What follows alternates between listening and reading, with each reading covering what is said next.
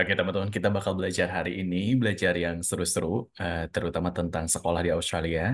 Udah invite di Zoom, tapi belum muncul nih beberapa orang yang masuk karena karena kita juga dadakan ngasih taunya. Tapi di sini gue mau ngasih tahu teman-teman tentang eh, bagaimana kalau kalian mau sekolah sambil bekerja di Australia? Oke, firstly kita bisa lihat dulu apa itu student visa 500 Australia. Oke, nah klik di sini. Jadi kalian juga harus mengedukasi diri kalian sendiri agar tidak mudah tertipu. Oke, nah di sini kita bisa stay atau tinggal di Australia sampai 5 tahun, tergantung dari berapa lama eh, perkuliahan kamu bakal ditempuh. Kemudian biaya biaya visanya sekitar 7.100.000. Processing times-nya tergantung ya. Kalau misalnya semakin lengkap semua dokumen yang dibutuhkan, berarti kamu semakin cepat diprosesnya. Kemudian dengan visa ini kamu bisa berpartisipasi tentunya pada pendidikan di Australia. Kemudian travel in out of Australia. Jadi kamu bisa keluar masuk Australia kapan aja selama visanya masih berlaku dan bisa bekerja hingga 48 jam per 2 minggu ketika memang perkuliahan kamu sedang berlangsung. Jadi kalau lagi libur kuliah kamu bisa kerja sepuasnya. Tapi kalau lagi masa perkuliahan kamu bisa kerja sebanyak-banyaknya. Nanti kita juga bisa searching eh, how long duration for school holiday in Australia for TAFE or uni student? Oke, kira-kira, nah di sini kalian juga bisa baca-baca ya, berapa lama pe, apa libur kuliah, kemudian ada akademik kalender kampusnya. Itu kurang lebih 12 sampai 16 minggu. Oke. How old do you have to be? How old do you have to go to TAFE? What does TAFE stand for? Oke, gitu ya. Kalian bisa lebih dalam lagi gitu, pelajari lebih. Ah, Kemudian kamu harus apply online in ataupun di dalam Australia. Kamu bisa apply secara online di dalam ataupun di luar Australia. Kemudian kalian harus keterima di kampus ya, harus keterima pada jurusan tersebut di kampus. Itu syaratnya. Kamu juga harus memegang OSHC atau asuransi tergantung berapa lama kuliah kamu. Nanti OSHC asuransinya beli di mana sih? OSHC comparison.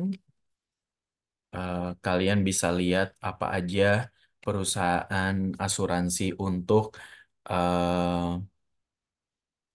ngeliat ininya ya, bukan di sini. Bisa juga lihat di sini tuh $51 per bulan. 480 per bulan, 470 per bulan. Oke. Ada yang kayak gitu, ada juga yang memang di website OSHC-nya. OSHC Compare for Study in Australia, kamu bisa utak-atik di sini untuk melihat biaya asuransi di Australia berapa sih untuk mengcover kegiatan kalian selama kuliah. Misalnya kalian seorang diri ke Australia, silahkan kalau 2 orang. Berarti kamu bisa masukin 2 orang di sini. Kemudian berapa lama kuliahnya, kamu tinggal get quote aja. Oke. Nah, disinilah asuransinya bakal keluar biayanya. Nah, 11.000, 1.160, 1.200, 1.300. Itu ya. Jadi biaya biaya asuransi udah bisa kita estimasikan. Jadi 2 tahun kuliah itu bakal kena 12 jutaan atau sampai maksimum 14 jutaan gitu. Kemudian tadi biaya student visa kita udah tahu sekitar 7.100.000 dan di sini harus ada asuransi, berarti kita harus punya asuransi nantinya di Australia kira-kira bakal bayar 12 juta sampai 14 juta rupiah. Kemudian tadi kita harus enroll ya, harus terdaftar di sebuah kampus. Artinya kamu harus melakukan pendaftaran ke kampus dan kamu harus bayar kuliah di kampus gitu. Oke. Bentar gue setup dulu buat temen-temen yang mungkin nanti pelan-pelan gabung di sini. Enable waiting room. Oke, balik lagi. Kemudian be 6 years or older. Jadi 6 tahun minimal dan atau lebih. Kalau kamu usianya di bawah 18 tahun, kamu harus punya welfare arrangement. Kemudian jika in Australia hold eligible substantive visa C. Oke, ini gue gak ngerti nih. Kemudian catatannya, substantive visa itu apa? Help with your visa.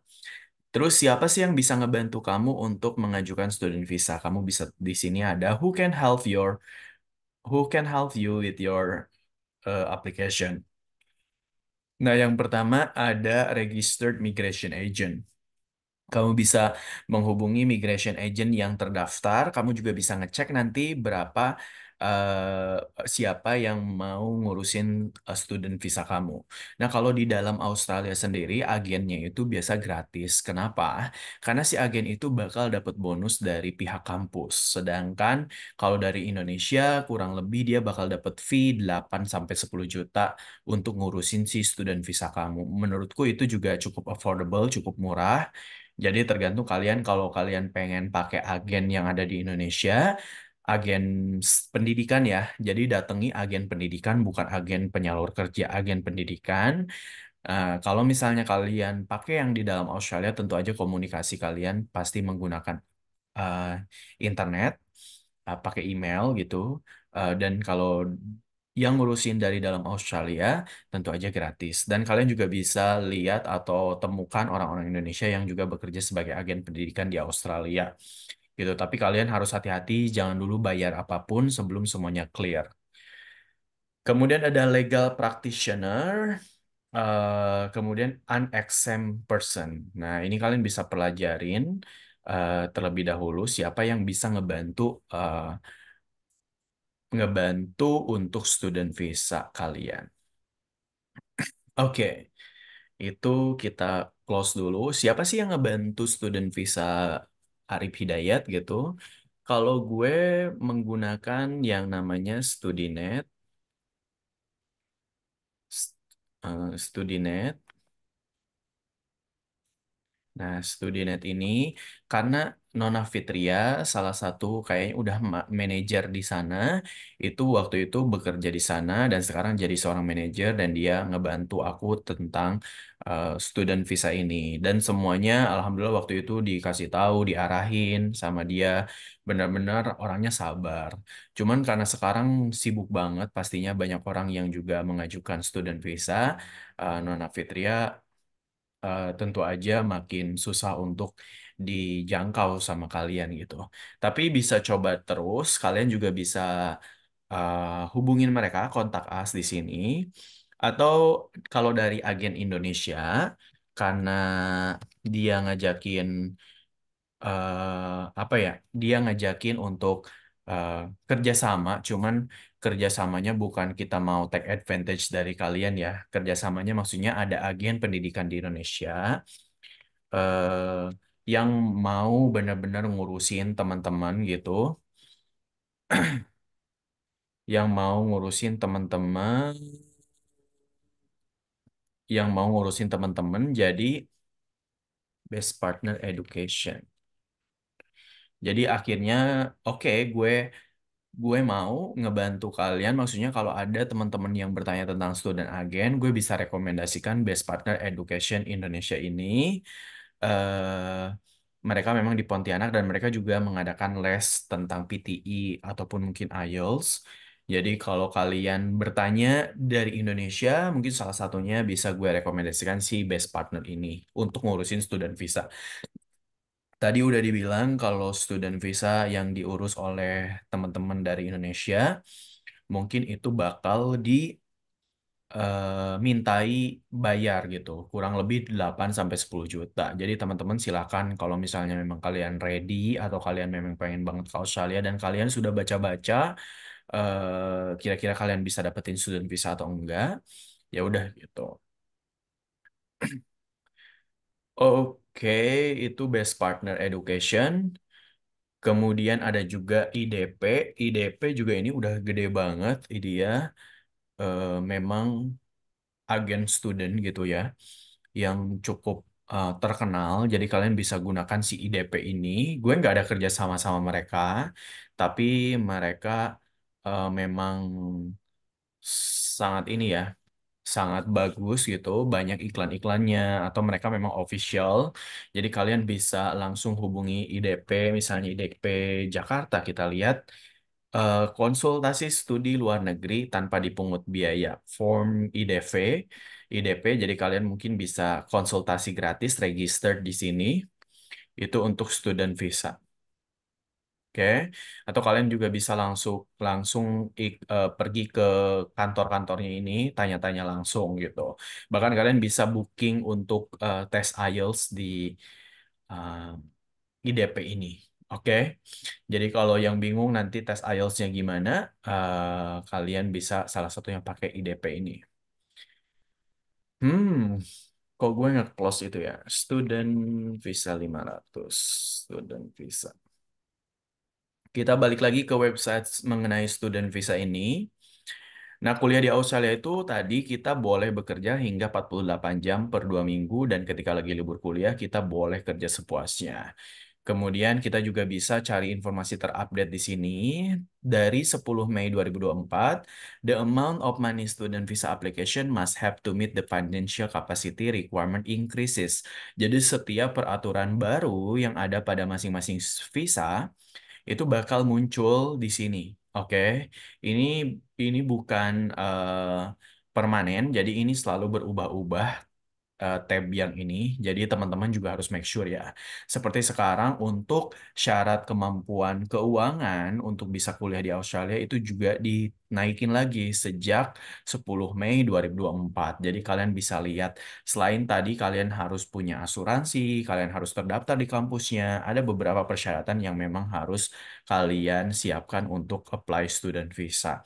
Dan ini cukup berat banget karena sekarang migration strateginya itu kan berubah tuh oleh pemerintah dan semakin banyak peraturan yang cukup membuat kita makin menghela napas gitu, makin berat eh, karena salah satunya si student visa ini juga kena dampaknya dari strategi migrasi tersebut. Oke. Kita lihat, jadi kalau misalnya kita nanti pengen ke Australia, itu kita di tabungan tuh harus punya saldo yang cukup fantastis. Saldo ini tuh dibutuhkan ketika kamu memang mau apply visa sampai visa kamu granted. Jadi make sure sebelum mengurus visa, sebelum daftar ke sekolah, itu kalian harus udah punya uang di tabungan dan nanti tinggal pergi ke bank dan minta bank reference-nya. Jadi kamu tidak menunjukkan semua uang tersebut, tapi kamu cukup menunjukkan saldo tabunganmu. Berarti bisa diakalin dengan cara kita harus siap ketika mau daftar sekolah sampai visa granted itu harus terkumpul uang sekian banyak nominalnya. Nah, tentu aja ini tergantung nanti kalian gimana cara dapetinnya, mau itu pinjam ke keluarga, mau itu gadein sawah, gadein tanah, pokoknya sebelum apply student visa, sebelum daftar sekolah itu kalian harus udah terkumpul di situ. Jadi kalau misalnya proses student visa kamu harus belajar IELTS dulu, kamu harus ngumpulin ijazah, transkrip, ngurusin ini, ngurusin itu gitu kan. Itu kan durasinya cukup panjang tuh terutama di bahasa Inggris. Jadi di situ kamu tahan dulu kalau misalnya mau gadein sawah jangan dulu gitu loh. Nanti gadeinnya sebelum kamu mau daftar sekolah. Atau kalau kamu pinjam ke orang itu jangan daftar di awal-awal dari sekarang udah pinjam gitu, karena itu pasti bakal lama banget durasi kamu meminjam uangnya. Jadi pinjam sebelum pendaftaran di daftar ke sekolah dan sebelum dan sampai visanya granted gitu. Itu bakal kisaran 1 bulan sampai 3 bulan. Kalau dokumen kamu lengkap semua, itu 1 bulan biasanya udah kelar untuk pengurusan si student visa ini. Jadi kalau kamu pinjam uang ke orang, itu berarti durasi kamu meminjam itu cuma 1 bulan gitu. Nggak membuat orang tuh jengkel karena uangnya disimpan di kamu gitu. Nah, jadi sebelumnya itu kamu di tahun 2024 ini, sebelum 10 Mei itu biaya untuk biaya hidup di Australia itu kamu harus mampu nunjukin sekitar 245 juta. Sekarang itu bertambah lagi menjadi 290 juta nih setelah 10 Mei ini. Jadi jadi gini, kalau misalnya biaya hidup itu di Australia udah diatur, udah dihitung dengan benar, dengan jelas oleh pemerintah Australia bahwa kalau kamu tinggal di Australia setahun itu rata-rata kemungkinan kamu bakal ngabisin uang 290 juta untuk saat ini gitu. Meskipun pada kenyataannya bisa jadi enggak kayak gitu, tapi mereka harus bikin standar sendiri karena ini bakal dijadikan acuan untuk kalian apply student visa gitu. Contohnya, gue ngekos sampai sekarang pun masih ada yang 1,5 juta. Makan 1 juta itu udah cukup banget, udah bisa beli sayuran, buah-buahan, daging segala macem gitu. Kemudian bensin kalau kita punya kendaraan ya 800 gitu kan atau 500 karena kita nggak pergi ke banyak tempat kan, kita nggak kerja juga banyak gitu kan. Itu kurang lebih 3 juta sampai 3,5 juta kita udah kelar. 3 juta, katakan 3,5 juta kali 52 minggu dalam seminggu. Itu nggak nyampe 290 juta atau 29 ribu Australian dollar gitu. Jadi, tapi ini harus ada patokan pemerintah Australia. Dan ini juga untuk menyaring orang-orang agar masuk ke Australia itu nggak sembarangan gitu loh. Masuk ke Australia itu benar-benar orang yang siap, ready, secara finansial, secara apapun. Karena di sini kamu harus bisa meyakinkan pemerintah Australia bahwa kamu tuh terjamin keberlangsungan hidupnya gitu. Dia nggak mau kamu bakal jadi homeless atau gelandangan gitu. Ini kalau lu pengen hidup di negara gue, lu mampu nggak nunjukin kalau lu tuh bakal mampu hidup di sini gitu. Nah, syaratnya itu lu harus punya 290 juta. Ini kalau lu doang yang apply student visanya. Nah, gimana kalau misalnya lu bawa pasangan? Berarti kalau lu bawa pasangan, suami istri, 290 juta ini ditambah 100 juta, 394 ribu. Jadi kalau misalnya gue pengen kuliah nih berdua biar pasangan gue juga bisa kerja, gue juga bisa kerja gitu kan. Nah berarti nanti ketika lu ngajuin visa student, itulah harus mampu menunjukkan uang sekitar 39 ribu atau sampai 40 ribu untuk biaya hidupnya doang. Gitu kan. Kemudian kalau misalnya bawa anak, nah anak kalau satu ya, anak satu itu 44 juta. Berarti tambahin aja kalau misalnya lu suami istri bawa anak satu, tambah aja jadi 444 ribuan gitu. Kalau anaknya dua berarti nambah lagi ini nominalnya kali dua. Kalau anaknya tiga kali lagi tiga. Kemudian eh, kita juga harus annual school cost, personal annual income if there is no member of the family, personal annual income where there is a member of the family unit. Wow. Ini gue nggak ngerti ini maksudnya apa. Tapi kalau konsep dulu yang gue tahu ya untuk student visa itu, kalau gue sendirian apply student visanya, di primary aplikan berarti gue sendiri 290 juta ditambah biaya kuliah gue 150 juta, ditambah biaya travel 20 juta.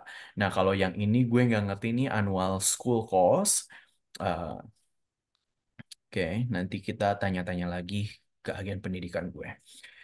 Kemudian we will assess application lodged before 10 Mei 2024 under the financial capacity requirements in the effect the time of application. Jadi teman-teman yang sebelumnya sudah mengajukan student visa sebelum 10 Mei itu masih menggunakan perhitungan keuangan yang sebelumnya. Tapi kalau kalian sekarang udah baru apply student visa, artinya kalian harus mengacu pada perhitungan si 290 juta. Oke. Terus berapa sih total yang sesungguhnya yang harus dikeluarkan? Oke. Kita lihat berapa biaya kuliahnya ya. Kita bisa buka lagi studyaustralia.gov. Oke. Jadi di sini kalian juga bisa melihat daftar-daftar jurusan, daftar-daftar sekolah, dan daftar harga perkuliahan gitu. Eh, Contohnya kalian mau ngambil kuliah apa? Nursing, for example ya. Nursing kita lihat di Western Australia. Kalau seluruh Australia kalian tinggal kosongin aja di sini, tapi nanti hasilnya bakal banyak banget. Ini di Western Australia itu ada sekitar 30 berapa tadi? 29 course ya, 29 jenis jurusan. Oke. Untuk Bachelor of Science Nursing itu sekitar 480 juta per tahun. Oke. Dan ini perkuliahannya bakal 3 tahun. eh Kemudian ada di Curtin University itu 370 juta. Itu biaya kuliahnya 3 tahun. Kemudian ada Doctor of Philosophy, Nursing and Midwifery itu sekitar 4 tahun. Doktoral berarti ini S3 ya. Per tahunnya 360 juta. Ada graduate certificate ya ini. Diploma of Health Science, Diploma of Health Science, Nursing Stage 1. Oke. Sertifikat 4 in Veterinary Nursing. Nah, kalau misalnya anak kalian atau kalian masih muda banget, baru lulusan SMA, itu possible banget untuk kalian ngambil sertifikat 4 ataupun sertifikat 3 atau diploma. Tapi kalau kalian udah di atas 25 tahun, kalian udah S1 juga di Indonesia, itu kemungkinan kalian bakal direkomendasikan untuk ngambil S1 ataupun S2. Nah, ini udah jadi kayak standar baru untuk apply student visa di Australia, which is ini bakal lebih susah lagi buat kita-kita untuk apply student visa. Oke, gue bakal stop dulu recording karena ini bakal diupload ke YouTube gue.